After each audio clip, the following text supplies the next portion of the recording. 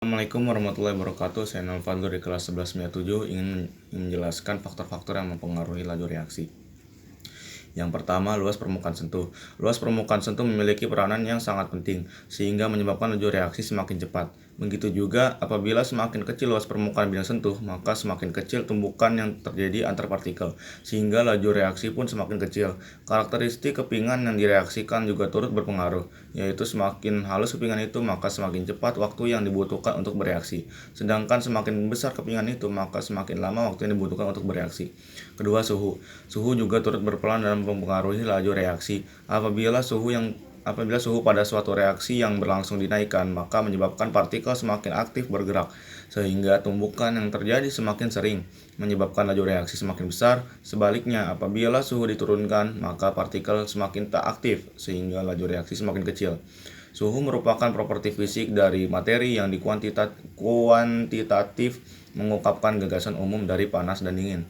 Yang ketiga, katalis. Katalis adalah suatu zat yang mempercepat laju reaksi pada suhu tertentu tanpa mengalami perubahan atau terpakai oleh reaksi itu sendiri.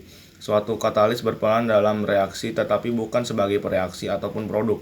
Katalis memungkinkan reaksi berlangsung lebih cepat atau memungkinkan reaksi pada suhu lebih rendah akibat perubahan yang dipicunya terhadap reaksi. Katalis menyediakan suatu jalur pilihan dengan energi aktivitas yang lebih rendah. Katalis mengurangi energi yang dibutuhkan untuk berlangsungnya reaksi. Katalis dapat dibedakan ke dalam dua golongan utama, yaitu katalis homogen dan katalis heterogen. Katalis heterogen adalah katalis yang ada dalam fase berbeda dengan reaksi dalam reaksi yang dikatalisinya. Sedangkan katalis homogen berada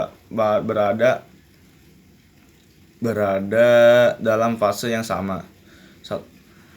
Yang keempat, molaritas. Molaritas adalah banyaknya mol zat terlarut tiap satuan volume zat terlarut. Hubungannya dengan laju reaksi adalah bahwa semakin besar molaritas suatu zat, maka semakin cepat suatu reaksi berlangsung. Dengan demikian, pada molaritas yang rendah suatu reaksi akan berjalan lebih lambat daripada molaritas yang tinggi.